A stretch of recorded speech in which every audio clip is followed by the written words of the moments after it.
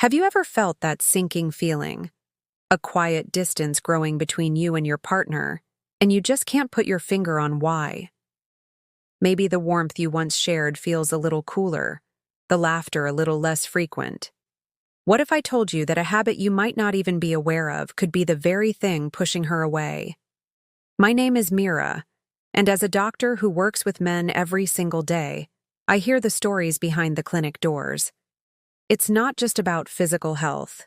It's about the health of your life, your happiness, and your most important relationships. Today, we're going to talk about something crucial: the silent relationship killer of complaining too much and how to turn it all around. I promise, by the end of this video, you'll not only recognize the signs, but also have a powerful, simple toolkit to rebuild that connection and bring back the joy you both deserve. Let's start with a story.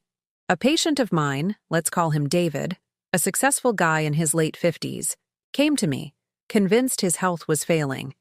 He had a list. The traffic was a nightmare. His boss was an idiot.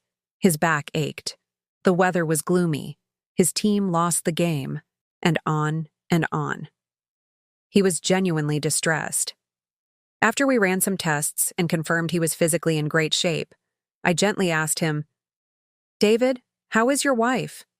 He paused, looked at me, and his shoulders slumped. "She seems distant," he admitted. "We just don't talk like we used to." That was the key. David didn't realize that his constant stream of negativity was a heavy blanket smothering the warmth in his marriage. He wasn't sharing his day. He was dumping it. And that brings us to our first sign. Sign number 1. Your conversations often start with a problem. Think about it. When your partner walks in the door or when you call her during the day, what's the first thing out of your mouth? Is it, "You won't believe the traffic today"? Or, "My knee is acting up again"? Or is it, "Hey, how was your day"? If your go-to opener is a grievance, you're setting a negative tone from the very beginning. You're training her to associate your presence with a problem to be solved or a complaint to be endured. Now, sign number 2. You focus on what's wrong, not what's right. This is a subtle one. Let's say you go out for a nice dinner. The food is delicious, the ambiance is lovely, but the waiter was a bit slow with the water. What do you talk about on the way home? The slow waiter, right? The complainer's brain is like a magnet for the one thing that's out of place. It discounts the 99% that was good to fixate on the 1% that was bad. Over time, this makes you seem impossible to please, and your partner might just stop trying. Let me ask you, does this sound familiar at all? Comment with a 1 if you've ever caught yourself doing this, or a 0 if you haven't. Be honest with yourself. There's no judgment here. Okay, let's move on to sign number 3. Your partner has become a fixer or a silent listener. Has her response to your problems changed? She used to offer suggestions, empathize, and brainstorm with you. Now, does she just say, "Oh, that's too bad," and change the subject? Or maybe she goes into immediate problem-solving mode. "Well, did you try this? Did you call them?" This is a defense mechanism. When someone is constantly bombarded with negativity they can't solve, they either disengage to protect their own energy, or they try to shut down the complaint by offering a quick fix. They've stopped seeing you as a partner to connect with and started seeing you as a project to manage. Sign number 4 is a big one.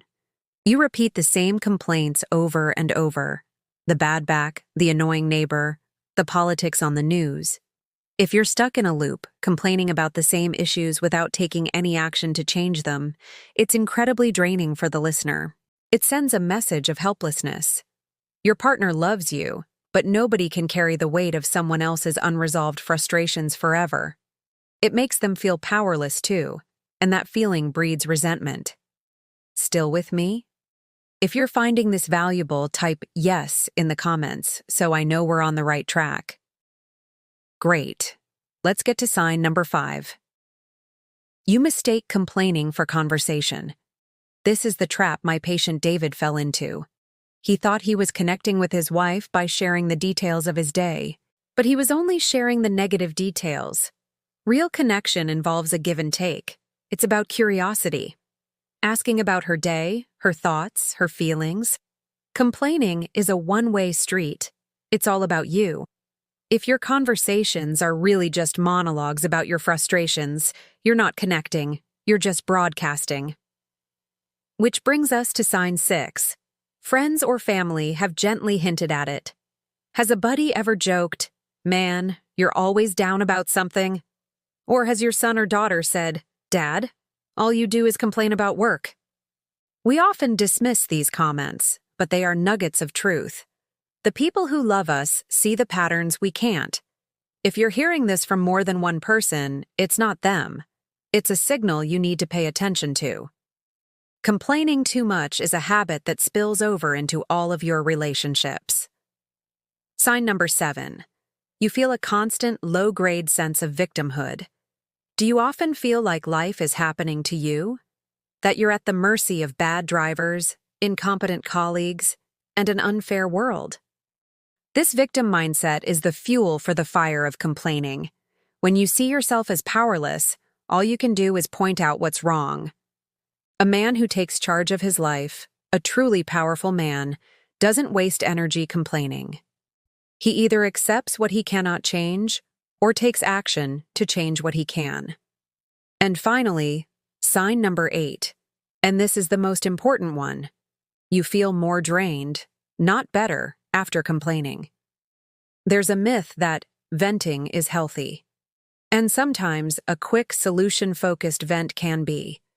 But chronic complaining is different. It's like reliving the negative experience over and over. It marinates your brain in stress hormones like cortisol. It doesn't relieve pressure, it builds it.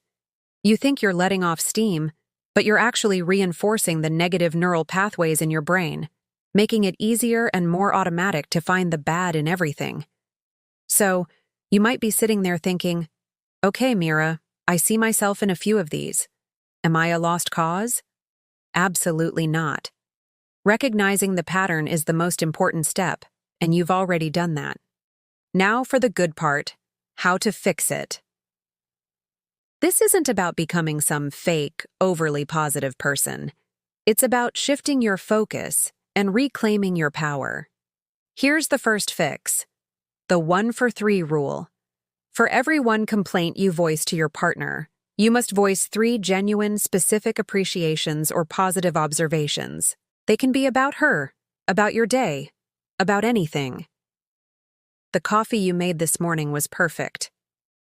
I really appreciated how you handled that call with your sister. You know, the sun coming through the window right now looks beautiful. This simple exercise literally rewires your brain to start scanning for the good. It shifts the energy between you instantly.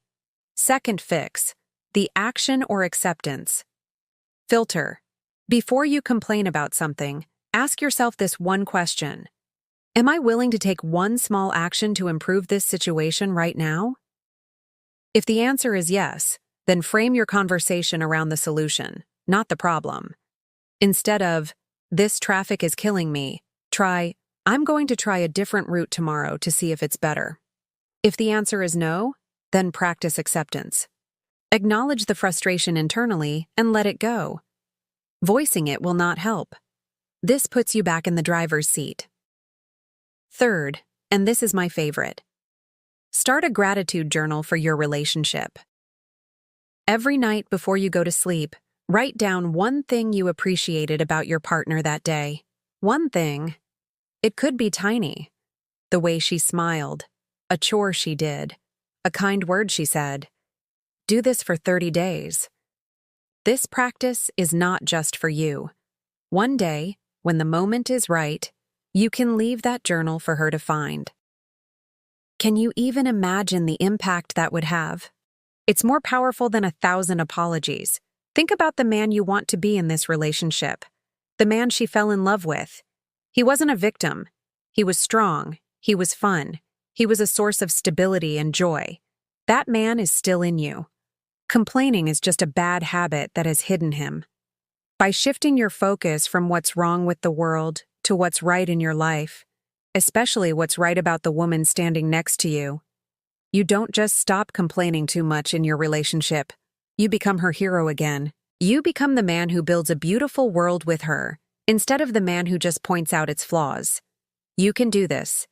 I'm Mira, and I'm here to help you live your best life, inside and out. If this was helpful, please hit that subscribe button. We have so much more to talk about. Thanks for watching.